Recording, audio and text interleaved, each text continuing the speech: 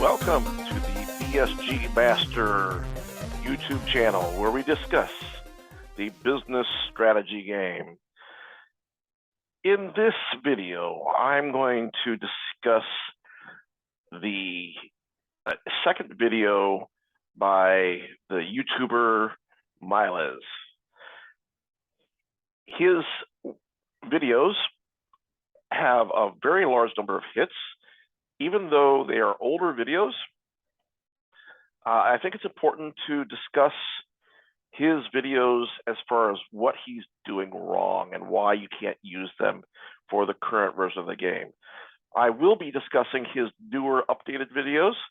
However, he does say in his new videos that his old videos are still good and used, okay? But we'll see that that's not the case.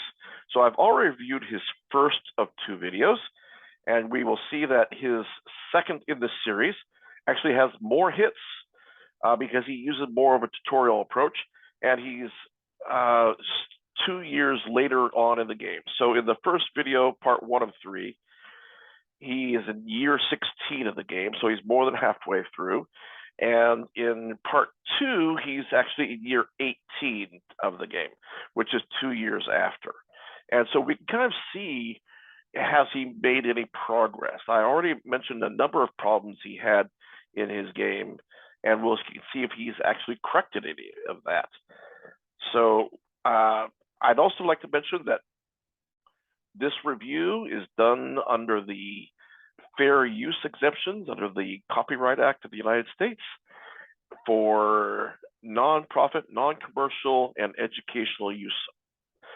And also, I'm using this video as a matter of my First Amendment rights to express my view on his information for public comment. Okay, so let's take a look at his video here. So again, this is the second video. So the first thing to realize is that his video, again, is for an older version of the game. I already mentioned that. And so the strategy that you use for the old version no longer applies. So I'm not going to spend a huge amount of time on this video. I'm just going to see, has he actually improved anything from this version to the last version. So let's go ahead and start that video, and we'll see here he's starting up. Generally what I like doing when I first, obviously the first year, you're kind of going to be in the dark because you can't look at anything prior really. So what I like doing, I like coming down initially to market snapshot and see how my decisions performed, I guess. Okay, so that's a good thing to look at the reports before making decisions. And so he goes to the market snapshot. Now in the current version of the game, this is called the comparative competitive efforts or the CCE report. And what this does is this shows the market share and all the decisions for marketing for all the teams that are currently playing in the game. Now, in his game, it's very interesting because if you look at these 4 teams here, team H, I, J, and K, you'll see on private label, these are all set up to be the defaults, okay? And also all the SQ ratings are actually below the minimum, and so all these get rejected. And it's not because these teams are stupid or dumb, it's because there are no teams playing these. These are all just set to defaults. So basically these are zombie teams, okay? They're not being run by anybody. That's why all these other values are basically the defaults, okay? There's just a slight difference here and there, but they really aren't that different from each other. And they haven't changed since the year 16 of his game. So if we go to his other report, we'll see that these are still zombie teams. And so this means that his private label is really, really easy, and he has no competition because these are not real teams. And also, 3 of the other teams that are real teams are still not being very competitive, okay? Look at their quantities. Their quantities are the baseline. So they could be increasing their quantities and they could be more competitive on prices, but they all have the prices of $35. That's what they started with. Okay, so basically, really there's only two teams that are playing. His team, Team C, and Team E. Okay, so Team E is the only one that's increased the quantity sold. Okay, so this is like playing on easy mode. There is no competition in his game, no real competition. There's only one team that's competing, and they're not doing all that great of a job. And if we look at these other teams, so this is what the inventory is, gained or lost, and you can see that he's heavily negative. Okay, this is 1.6 million shoes that he's not supplying for his current customers. So his current demand would be 4612, but he's not even supplying those shoes. So he's only supplying 2923. So he's not even supplying his existing customers. And if you look at the opportunity he has here, is you have three other teams here who are also heavily negative on their inventory.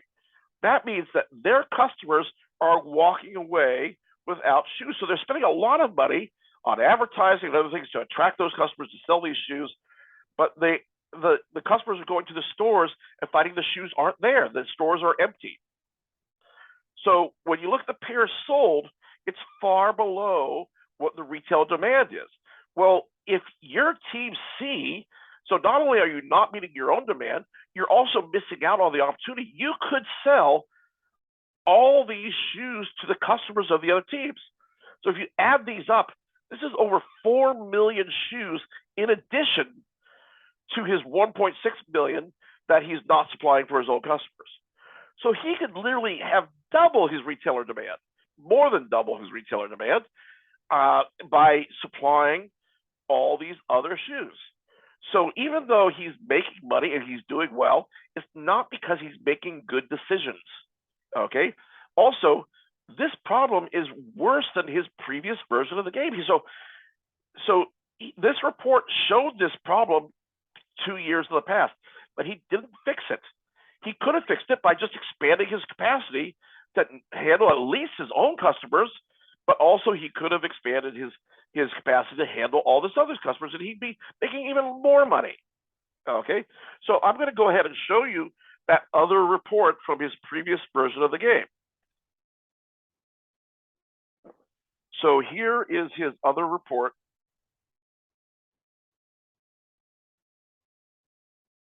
So notice this is year 15, and he's making decisions for year 16. So at this point of the game, he's still almost minus 1 million shoes. And these other teams are still in the same situation. They're just actually, now it's even worse, but that means that he could have sold a lot more shoes by just building capacity. Okay, so this is just North America. It's every single region. He's running out of shoes, and these other teams are also running out of shoes. So he could literally quadruple his sales, and he doesn't even have to have such a low price. Okay, he doesn't. So if you're not meeting your existing demand, you don't need to have a low price. So you're basically attracting people with a low price, and you're not even selling them.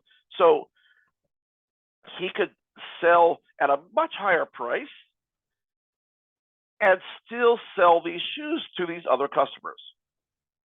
Okay, so that's what I wanted to emphasize here, is he's not fixing his game. He doesn't realize what's going on. So let's go back to the game.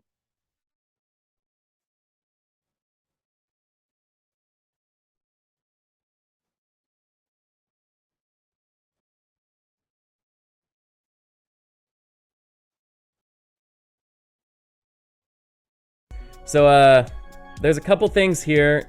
We're company C.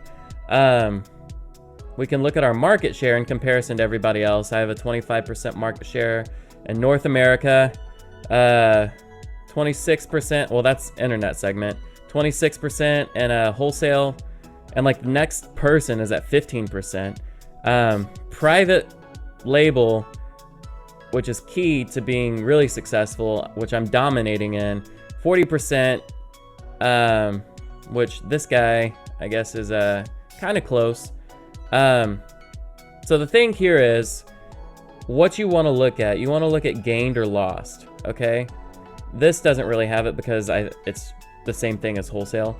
So gained or lost due to stockouts, you can see that we lost 1,700 sales because we ran out of shoes. So we sold out completely, but the demand was there for us to make more shoes. So we're gonna take that into account. I'll explain after.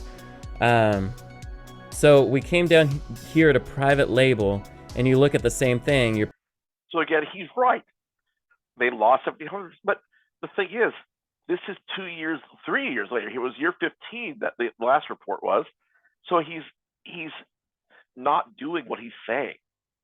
Okay, he should have expanded his production 2 years ago, so he wouldn't have this situation. Pairs offered and pairs sold, which unfortunately for me, I overshot. I really dedicated more to the private label because these guys over here are kind of stupid. They're producing, you got to pay attention to like the SQ rating for what the private label people will purchase at, and the minimum is a 4-star, and these guys are making 3-star shoes, so they make 200 3-star shoes each, and no one's gonna buy them. I don't know if that's like default, I don't know, but so for some reason, so there, he just doesn't realize that these are not real teams. There's nobody playing them. Okay, so yes, they are default. Okay, and so that's why his game is so easy. So the overall demand in the game is based on how many teams are playing. So the instructor should have removed these teams from the game, so that way the competition is normalized between the teams that are playing. So any teams that aren't playing should be removed. Okay, but a lot of instructors don't do that. So often what will happen is the instructor will set up the game for 11 or 12 teams, and then students will drop out of the class, and they just won't make decisions. And if you leave those in the game, it makes the game really easy for the teams that are left. So really, there's again only really 2 teams that are really competing here. Okay, Team C and Team E. So that basically makes the game much easier. That's why he has good results, not because he's making good decisions. The demand was lower than what I thought it was. So I offered like 700 more shoes, or yeah, about like 600 more shoes than the demand was. So I'm gonna have to adjust that as well for the following year. And keep in mind, like generally the demand as the years go by go up. So I'll show you how I do my math. It's not like crazy complicated. So Europe and Africa, I just review these numbers and I actually copy them down. So like I look at how many I lost or how many I have left over in the private and the wholesale markets. And then here you can see that we were right on the dot. So when we sell out, what I like looking at is if the demand was met, which it was.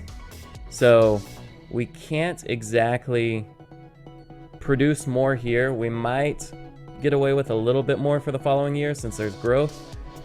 And same here. Okay, again, he's focusing on private label, and of course he's making a lot of money here because there is no real competition. So this is not typical. You would normally not have this because there's usually enough teams to provide competition, so he can't get away with this high price if there was a lot of competition.